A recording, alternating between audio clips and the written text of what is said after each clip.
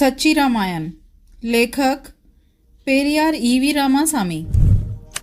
अब हम रामायण के चरित्रों पर विचार करेंगे जैसा कि उन्हें रामायण में देखते हैं। दशरथ। यज्ञ के बाद दशरथ द्वारा राम का राज तिलक की कहानी पर विचार करते हैं। इन बातों का जिन अध्यायों में वर्णन है उनसे दशरथ, उसके बेटों, पत्नियों, मंत्रियों, गुरुओं आदि के नैतिक और मानसिक दिवालियेपन का पता चलता है। कैकेयी से ब्याह करते समय दशरथ ने उसे वचन दिया था कि उससे उत्पन्न पुत्र को ही अयोध्या की राजगद्दी दी जाएगी। इस संबंध में कुछ कथाओं में वर्णन मिलता है कि दशरथ ने अपना राज्य विवाह के समय ही कैकेयी को सौंप दिया था और वह उसका प्रतिनिधि मात्र बनकर शासन करता था। रामायण की मूल कथा इसका समर्थन करती है तथा doctor Somasundara Bharathiar MA BL ने अपनी पुस्तक Kaikeyi, chastity and Dasharatha turpitude, Kaikeyi की शुचिता और दशरथ की चरित्रहीनता में इसका वर्णन किया है। राम और उसकी मां कौशल्या दशरथ द्वारा दिए गए वचन से अनजान नहीं थे। बूढ़े राजा ने राम को खुलेआम कहा कि भरत, कैकेयी का बेटा, अपने मामा के घर गया है और यह तुम्हें राजगद्दी पर बैठाने का अच्छा अवसर है। अयोध्या कांड, 4वां अध्याय। दशरथ ने भरत को अपने नाना के घर 10 साल के लिए भेज दिया और इसके पीछे उसकी मंशा भरत को अयोध्या का राजा बनने से रोकना था। भरत को अयोध्या बुलाए बिना लगातार 10 साल तक उसके ननिहाल में रखने का कोई औचित्य नहीं था। वाल्मीकि ने मंत्रा के रूप में एक चरित्र गढ़ा है जो 7वें और 8वें अध्याय में कहती है, राम को राजा बनाने की योजना दशरथ ने पहले ही बना रखी थी और इसीलिए भरत को उसकी ननिहाल भेज दिया गया।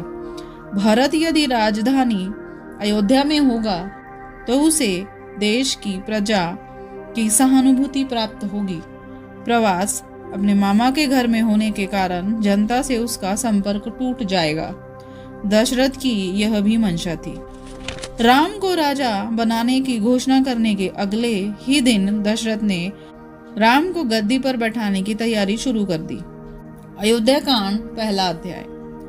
दशरथ के मंत्री, वशिष्ठ और अन्य गुरुओं और राम को यह पूरी तरह पता था कि गद्दी का उत्तराधिकारी भरत है, लेकिन इसके बावजूद इन लोगों ने धूर्तता बरतते हुए राम को राजा बनाने की योजना को मंजूरी दे दी। राम की मां कौशल्या हमेशा ही मनाया करती थी कि उसका बेटा राम गद्दी पर बैठे। भरत, शत्रुघ्न, कैकेयी और कैकेय के राजा को इतने महत्वपूर्ण राज्यारोहण के लिए आमंत्रित किए बिना ही दशरथ ने जल्दबाजी में तैयारी शुरू कर दी। अयोध्या कांड, 1 अध्याय। एक निजी वार्तालाप में दशरथ ने राम से कहा था कि यदि भरत की अनुपस्थिति में उसको गद्दी पर बैठाने का समारोह रोकना पड़ा तो भरत वापस लौटते ही शांत मन से इसे स्वीकार कर लेगा, क्योंकि वह विनम्र है, उसका स्वभाव अच्छा है। एक सज्जन व्यक्ति के रूप में वह सारी बातों को मान लेगा। अयोध्या कांड, 12वां अध्याय।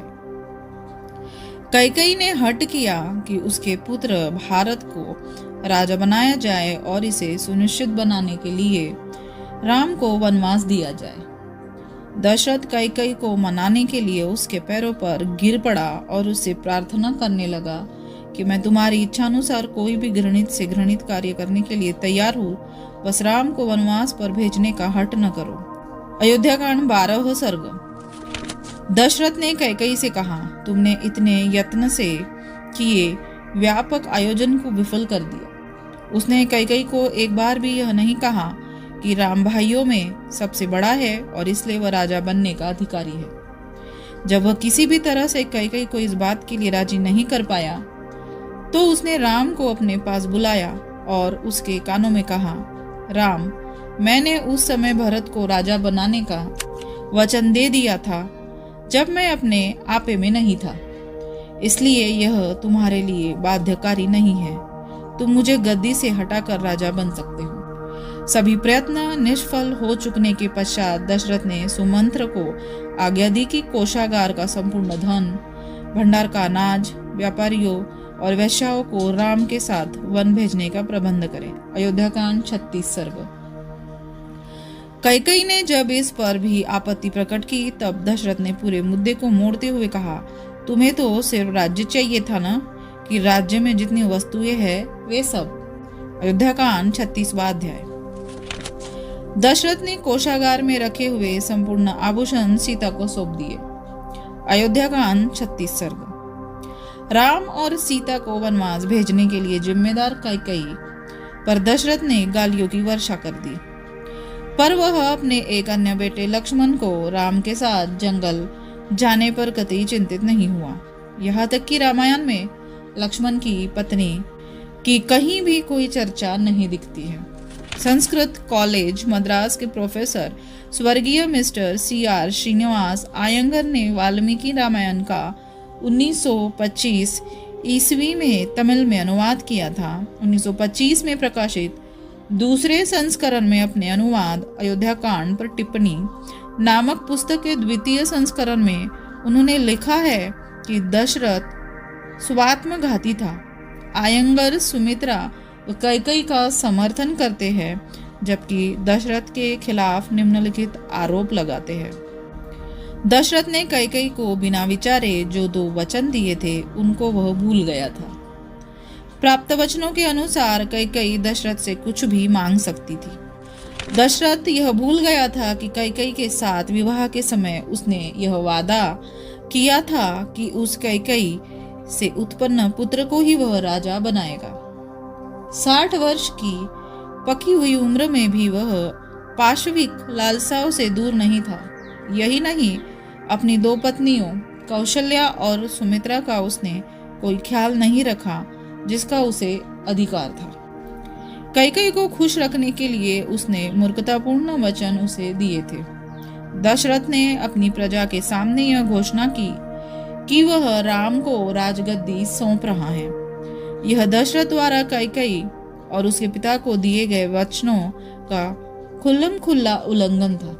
कैकेयी ने दशरथ से मिले 2 वचनों के अनुसार राम को जंगल भेज दिया, जिससे राम को राजा बनाने के उसके सारे प्रयास विफल रहे। इन पापों की वजह से भरत को वह राज्य मिलना असंभव हो गया जो दशरथ ने उसको देने का वचन दिया था। वशिष्ठ ने परामर्श दिया था कि इक्ष्वाकु वंशीय परंपरा के अनुसार परिवार के ज्येष्ठ पुत्र को राजगद्दी मिलनी चाहिए, किंतु कैकेयी के प्रेम में पागल दशरथ ने उस परंपरा का त्याग कर दिया था। दशरथ को अपनी मूर्खता का प्रायश्चित करना तथा इसका मूल्य चुकाना चाहिए था। इसके उल्टे उसने कैकेयी से उसे दिए गए अपने वचन वापस लेने का आग्रह किया। यह भूलकर कि राजा के रूप में उसकी हैसियत क्या है, वह कैकेयी के पैरों पर गिर पड़ा।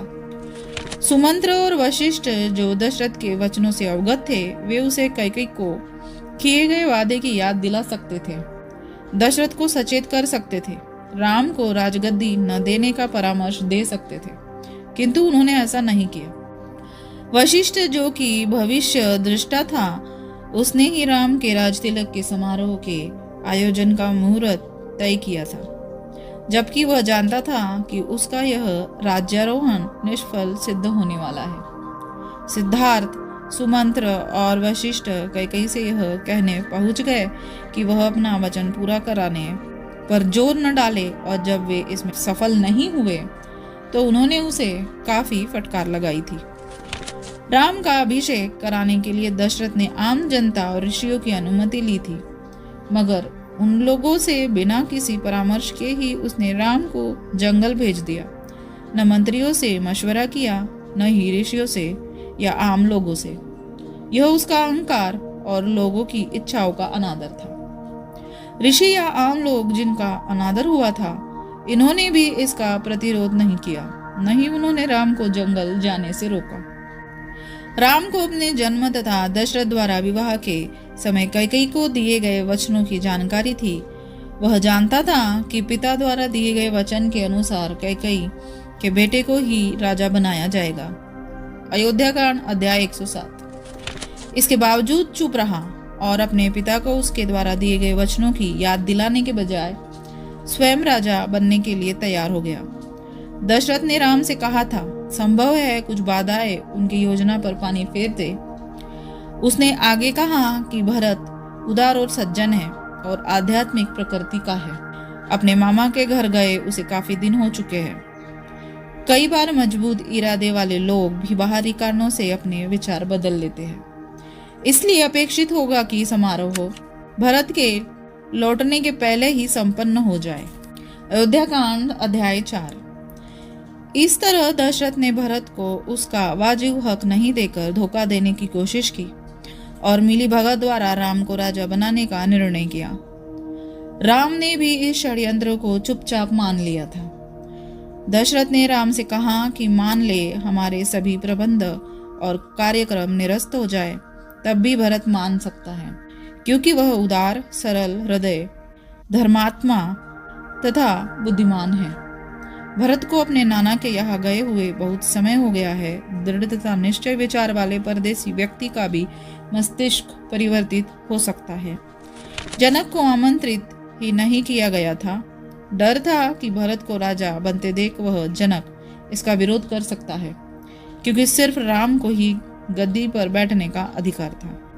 कैकेयी के पिता को भी आमंत्रित नहीं किया गया था, क्योंकि भरत के पक्ष में कैकेयी को दिए गए वचन को नजरअंदाज कर राम का राज्याभिषेक होते देख वह कुपित हो सकता था। इन्हीं कठिनाइयों की वजह से अन्य राजाओं को नहीं बुलाया गया था। कैकेयी और मंथरा ने जो किया वह सही था। इसके समर्थन में बहुत सारे तथ्य उपलब्ध है। इन बातों पर गौर किए बिना उन दोनों को गाली देना, भला बुरा कहना या उन पर अनगिनत आरोप लगाना असंगत है।